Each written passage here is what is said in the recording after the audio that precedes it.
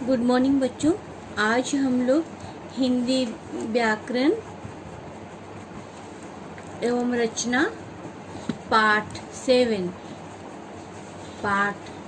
7 क्रिया और काल पढ़ेंगे। Page number 34। तो बच्चों, हम लोग क्रिया पढ़ने से पहले जानेंगे कि शब्द के 8 भेदों में क्रिया का सबसे अधिक महत्वपूर्ण है, क्योंकि यह एक ऐसा अकेला शब्द है जो बिना किसी अन्य शब्द की सहायता से के भी पूरा अर्थ संप्रेषित कर सकता है। जैसे उदाहरण के लिए हम लोग समझेंगे कि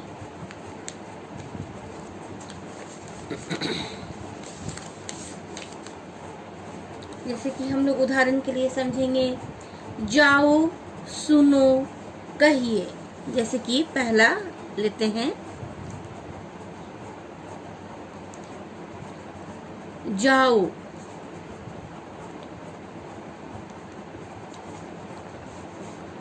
सुनो, कहिए। दूसरा लेते हैं शब्द कर लो, कर लो, सुन लो या ले लो, ले लो। तीसरा लेंगे करेंगे, सुनेंगे,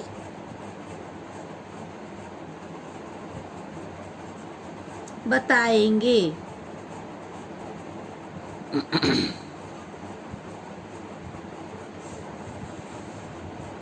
तो यहाँ पर जैसे कि क्रियापद जो है, उदाहरण के लिए मैं बतलाई हूँ, जाओ, सुनो, कहिए। विस्मय चिन्ह है और प्रश्न चिन्ह है। कर लो, सुन लो, ले लो। करेंगे, सुनेंगे, बताएंगे। उपयुक्त शब्द जो है बोलने वाले का परिपूर्ण अभिप्राय प्रकट करते हैं।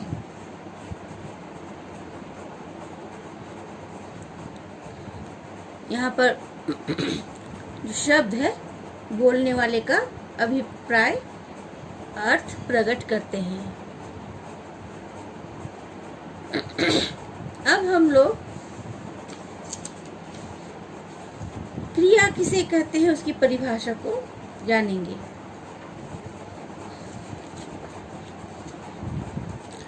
शब्द के जिस रूप से किसी कार्य का करना या होना पाया जाता है उसे क्रिया कहते हैं। जैसे आप यहाँ पर अपने पुस्तक में उदाहरण देख रहे हैं, पिताजी अखबार पढ़ रहे हैं, बच्चे टीवी देख रहे हैं।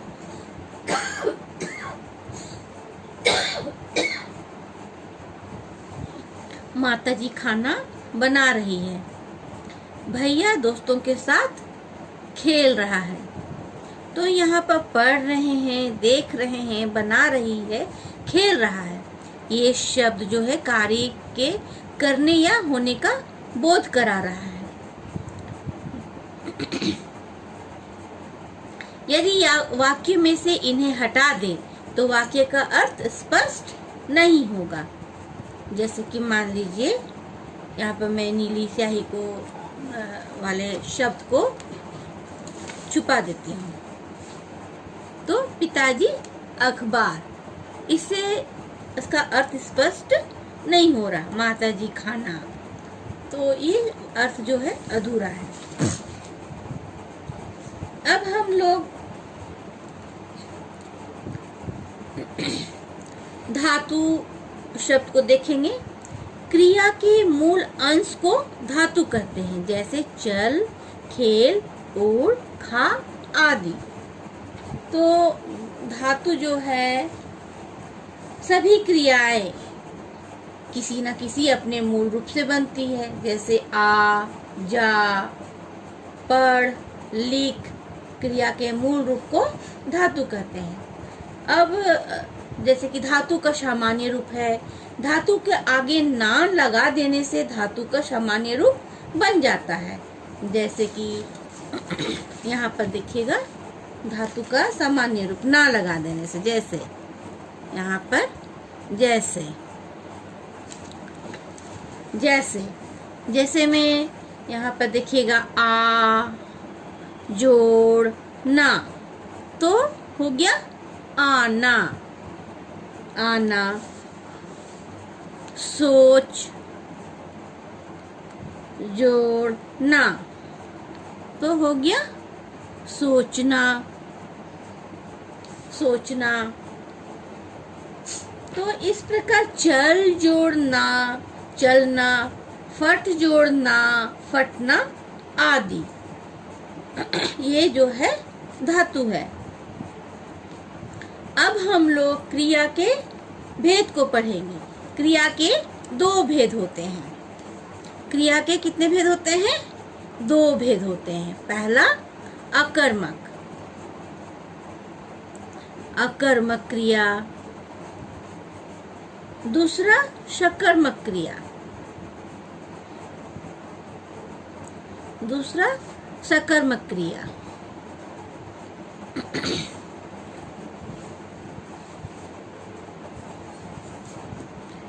क्रिया के कितने भेद होते हैं?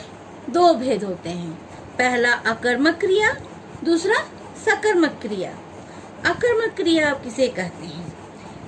अकर्मक क्रिया का अर्थ है बिना कर्म का।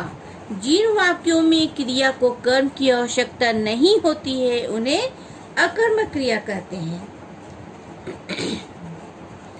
अब इसको पहले ठीक से समझिए।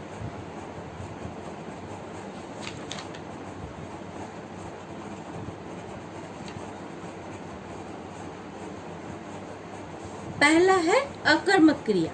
अकर्मक क्रिया का अर्थ है बिना कर्म का, कर्म की आवश्यकता नहीं होती है, उन्हें अकर्मक क्रिया कहते हैं। जैसे यहाँ पर देखिए उदाहरण में दिया है, बच्चा हंसता है, लड़का डरा हुआ है, पक्षी उड़ रहे हैं। यहाँ पर केवल कर्ता और क्रिया है, कर्म नहीं है, अतः यहाँ अकर्मक क्रिया है।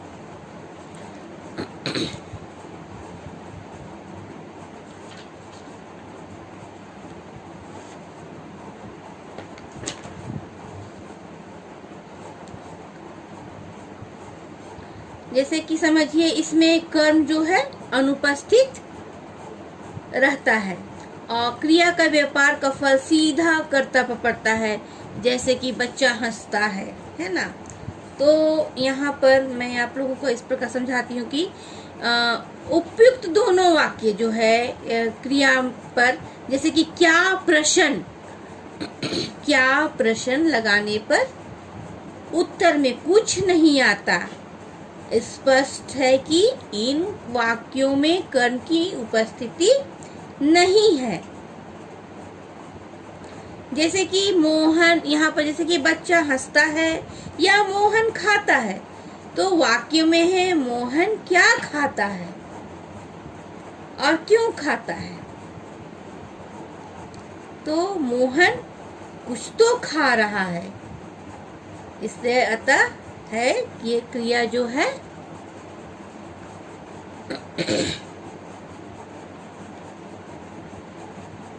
खाता है, जो क्रिया सकर्मक है।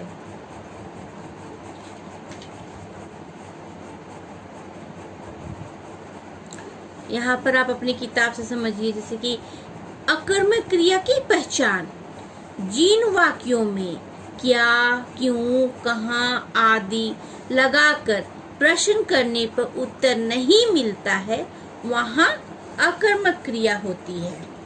सबसे इजी ये है कि जैसे कि यहाँ पर अकर्मक क्रिया की पहचान कैसे करेंगे। जिन वाक्यों में क्या, क्यों, कहाँ आदि लगाकर प्रश्न करने पर यदि उसका उत्तर नहीं मिलता है तो वहाँ अकर्मक क्रिया होती है। जैसे कि बच्चा हंसता है, प्रश्न जो है क्यों हंसता है, यहाँ पर है बच्चा हंसता है। तो प्रश्न करेंगे कि क्यों हंसता है, तो यहाँ पर कोई उत्तर नहीं मिल रहा है।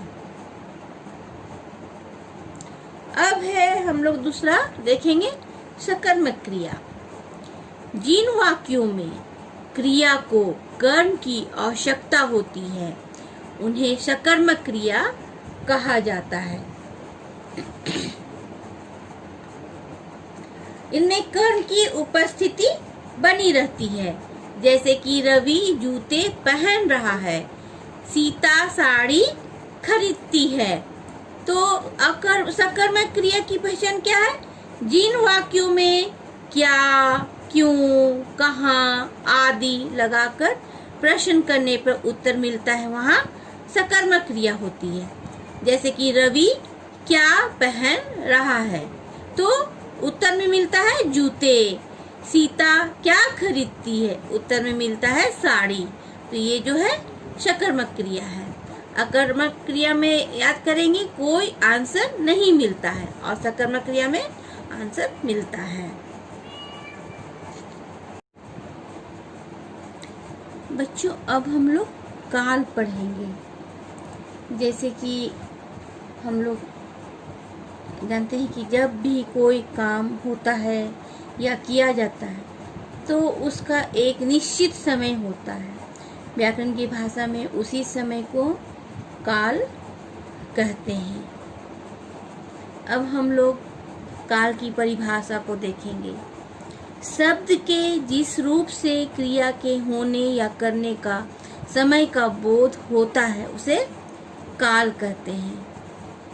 यहाँ पर देखिए जैसे कि कुछ उदाहरण दिया गया है।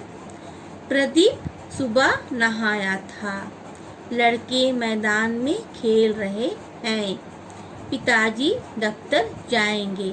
यहाँ पर नहाया था, खेल रहे हैं, जाएंगे, अलग अलग जो है कामों के होने के अलग अलग समय का बोध करा रहा है, तो ये इसे ही काल कहते हैं।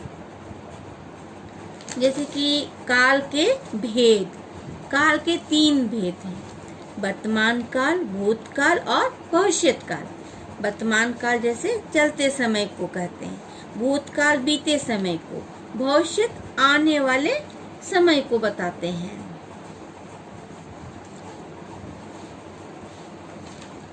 तो यहाँ पर जैसे कि वर्तमान काल है, जो चल रहे हैं, समय का बोध कराए उसे वर्तमान काल कहते हैं।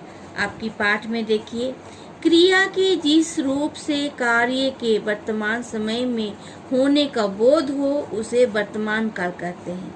इस काल में वाक्यों के अंत में है, हूँ, हो रहा है, रही है, रहे हैं इत्यादि शब्द लगते हैं। जैसे उदाहरण यहाँ पर देखते हैं, सीता सेव खाती है, रोहित जूस पी रहा है, पवन ब्रश कर रहा है। तो ये है सब जो है ये वर्तमान शब्द है काल के। अब हम लोग भूतकाल पढ़ेंगे। भूतकाल बीते हुए समय का बोध कराए। भूतकाल जो है बीते हुए समय का बोध कराए। अब हम लोग इसकी परिभाषा को ध्यान से देखेंगे। क्रिया के जिस रूप से बीते हुए समय में कार्य करने या होने का बोध हो उसे भूतकाल कहते हैं। जैसे अंत में था, थी, थे, चुका था, लिया, दिया इत्यादि शब्द आते हैं। राम काम करता था, अभिषेक ने खाना खाया था, गौरी ने पवित्रा को पेंसिल दे दी थी। ये सब भूतकाल है। अब है तीसरा भविष्यत काल। भविष्यत काल जो है आने वाले समय का ज्ञान कराए उसे भविष्यत काल कहते हैं। वह लिखेगा, मोहन पत्र लिखेगा। यहाँ पर आपके पाठ में देखिए परिभाषा दी गई है। क्रिया के जिस रूप से कार्य के आने वाले समय या भविष्य में होने का बोध हो उसे भविष्यत काल कहते हैं। इस काल में कार्यों के अंत में इस काल में वाक्यों के अंत में गा, गी, गे इत्यादि शब्द आते हैं। उदाहरण देखिए, पवन विद्यालय से आएगा, पिताजी सोमवार को दिल्ली से आएंगे, माताजी अमरूद लाएगी। यहाँ पर भविष्य काल है। अब हम लोग पृष्ठ संख्या 36 का प्रश्न अभ्यास को देखेंगे। क्रिया किसे कहते हैं, उदाहरण देकर स्पष्ट कीजिए। तो आपके पाठ में सारा प्रश्नों के उत्तर दिया हुआ है। व्याकरण में आप लोग स्वयं अपने करेंगे, मैं अंडरलाइन करवा दे रही हूँ, आप लोग अपने करेंगे। यहाँ पर देखिए, क्रिया शब्द के जिस रूप से किसी कार्य का करना या होना पाया जाता है उसे क्रिया कहते हैं। यहाँ पर उदाहरण दे दीजिएगा, इसको लिख दीजिएगा, हो जाएगा। दूसरा है, क्रिया के कितने भेद हैं, उदाहरण सहित स्पष्ट कीजिए। क्रिया के 2 भेद हैं, तो आप लोग इसको पूरा मतलब इसका पूरा परिचय को भी लिखिएगा। अकर्मक क्रिया और सकर्मक क्रिया, यहाँ उदाहरण दी गई है, सबको पूरा को आप लोग लिखिएगा। अब तीसरा प्रश्न है, काल किसे कहते हैं या कितने प्रकार का होता है। काल यहाँ पर दी गई है पृष्ठ संख्या 35 में, यहाँ पर दी गई है शब्दों के जिस रूप से क्रिया के होने या करने का समय का बोध होता है उसे काल कहते हैं। काल के कितने भेद है, काल के 3 भेद है, वर्तमान काल, भूतकाल और भविष्यत काल। वर्तमान काल की पहचान किस प्रकार करेंगे।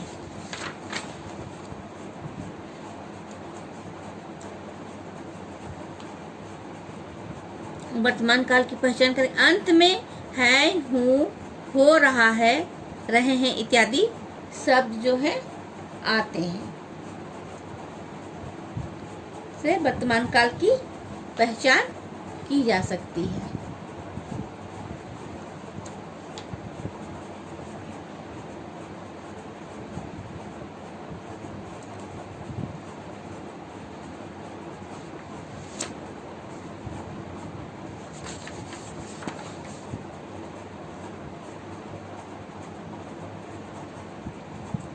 अब दूसरा प्रश्न है, निम्नलिखित वाक्यों के सामने अकर्मक और सकर्मक लिखिए। इसको आप लोग अपने स्वयं पहले बनाइएगा, नहीं जानने से मैं नेक्स्ट वीडियो में सारा प्रश्नों के उत्तर को आपके व्हाट्सएप में दे दूंगी। लेकिन पहले सबसे पहले आप लोग अपने से पहले बनाइए, कोशिश कीजिए, नहीं होगा उसके बाद आप लोग मुझसे पूछिएगा। आज जो चीज़ नहीं समझ में आएगा आप लोग पूछ सकते हैं।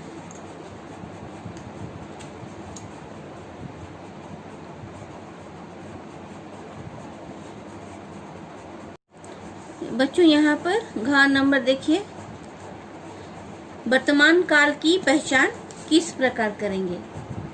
तो यहाँ पर आप लोग इसका आंसर ऐसे लिखिएगा, जो क्रियाएं स्वयं होती है या आप करते हैं वे वर्तमान काल के अंतर्गत आती हैं। जैसे सूर्य पूर्व में उदय होता है, बच्चे प्रतिदिन विद्यालय जाते हैं, ये इसका यही आंसर है, आप लोग लिखिएगा। नहीं सकिएगा तो फिर मैं लिखवा ही दूंगी, लेकिन सारा प्रश्नों के उत्तर को आप लोग स्वयं करने की कोशिश कीजिए।